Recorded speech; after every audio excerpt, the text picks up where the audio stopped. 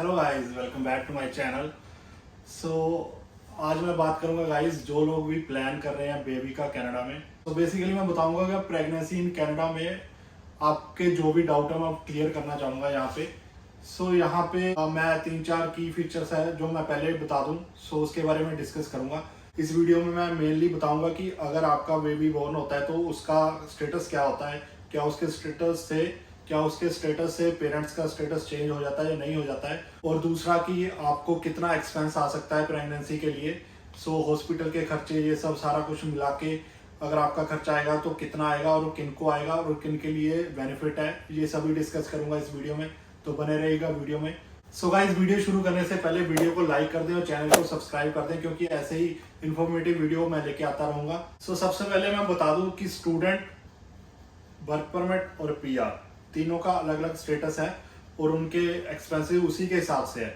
सबसे पहले आते हैं स्टूडेंट। अगर आप स्टूडेंट हो और आपने चाइल्ड प्लान करना है, प्रेगनेंसी देखनी है, तो आपको इंश्योरेंस लेनी पड़ेगी, क्योंकि उस टाइम आपके पास हेल्थ कार्ड नहीं होता है। आपके पास जस्ट एक कॉलेज की इंश्योरेंस होती है जो कि कवर नहीं करती है प्रेगनेंसी के लिए। आपको काफ़ी एक्सपेंस देना पड़ सकता है, क्योंकि यहाँ पे हॉस्पिटल की फीस पर डे के हिसाब से 5000 है।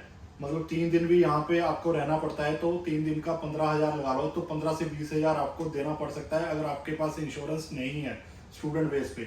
अगर तो आप वर्क परमिट पे हो या फिर पीआर हो, तो आपका जो हेल्थ कार्ड बन के आता है प्रोविंशियल के हिसाब से, वो सब चीजें आपको कवर्ड होती है और आपका कोई भी खर्चा नहीं होता है। स्टूडेंट्स के लिए मैं बता दूं, जब आपने इंश्योरेंस लेनी है तो उसमें आपने उनसे पूछना है कि ये सब चीजें प्रेगनेंसी वगैरह हमारी कवर्ड है या नहीं है, क्योंकि कई बार ऐसा होता है कि आप इंश्योरेंस ले लो और वो चीजें कवर नहीं होती है, तो आपको काफी खर्चा देखने को मिल सकता है। गाइस, यहाँ पे दो तरह का प्रोसेस होता है प्रेगनेंसी के लिए। एक होता है मिडवाइफ, दूसरा होता है हॉस्पिटल।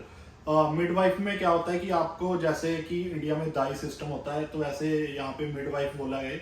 तो ये थोड़ा मतलब कम एक्सपेंसिव होता है। अगर आपके पास कोई इंश्योरेंस या कुछ नहीं है तो ये कम पैसे में ये काफ़ी डील कर लेते हैं। दूसरा है हॉस्पिटल। हॉस्पिटल में आपका खर्चा ज़्यादा होगा अगर आपके पास इंश्योरेंस या हेल्थ कार्ड नहीं है। मिडवाइफ में क्या होता है कि ये आपकी नॉर्मल डिलीवरी ही देखते हैं, तो दूसरी अगर इमरजेंसी हो पड़ती है इनको, तो ये इनको हॉस्पिटल में रेफर कर देते हैं। गाइज, प्रेगनेंसी में स्टार्टिंग में क्या होता है कि आपको ये क्लासेस भी प्रोवाइड करते हैं हॉस्पिटल में।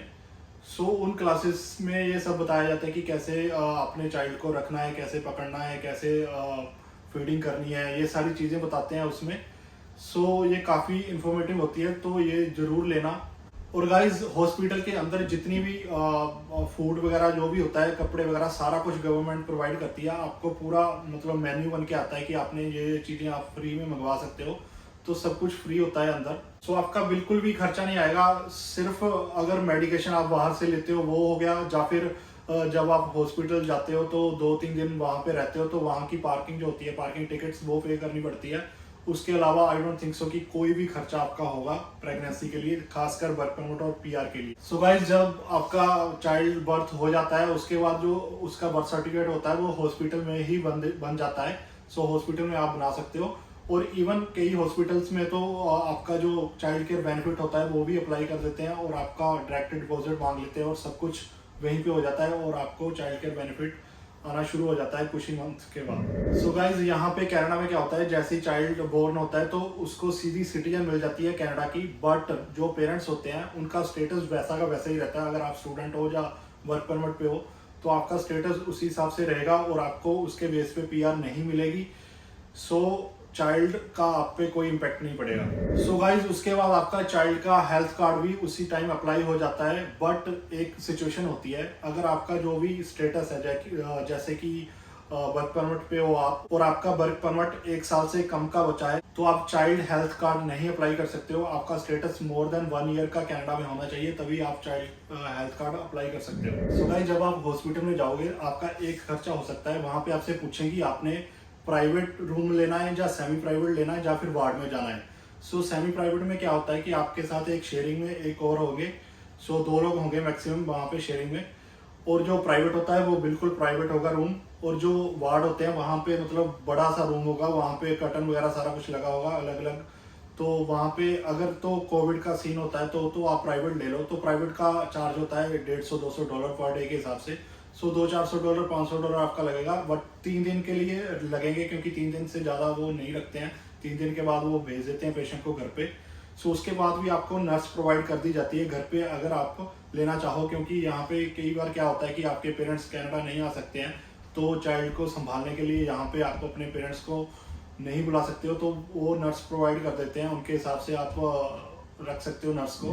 सो गाइस, अभी आपका ये डाउट होगा कि जब आप प्लान करोगे तो आपकी जो वाइफ है वो घर पे रेस्ट करेगी जितना टाइम, तो आप कैसे सर्वाइव करोगे। सो गाइज, अगर आपकी वाइफ कहीं पे जॉब करती है एज ए पेरोल जो आपका चेक लेती है, तो आप EI अप्लाई कर सकते हो, जिसको बोलते हैं एम्प्लॉयमेंट इंश्योरेंस। तो आपको 55% ऑफ योर इनकम आपको पर मंथ के हिसाब से मिलना शुरू हो जाएगा जब आप अप्लाई करते हो। तो ये आप पे डिपेंड करता है कि आपने कब तक जॉब करनी है। सो ये आप पे डिपेंड करता है कि आपने कब एम्प्लॉयमेंट इंश्योरेंस लेनी है, कब तक आप जॉब कर सकते हो। जब तक आप कर सकते हो आप जा सकते हो जॉब पे, जब आप रेस्ट करना चाहो घर पे आके स्टार्ट कर सकते हो। एम्प्लॉयमेंट इंश्योरेंस आपको कवर कर देगी, आप घर पे बैठ के भी इनकम ले सकते हो, बट 55% ओनली मिलेगा आपको पर मंथ के हिसाब से।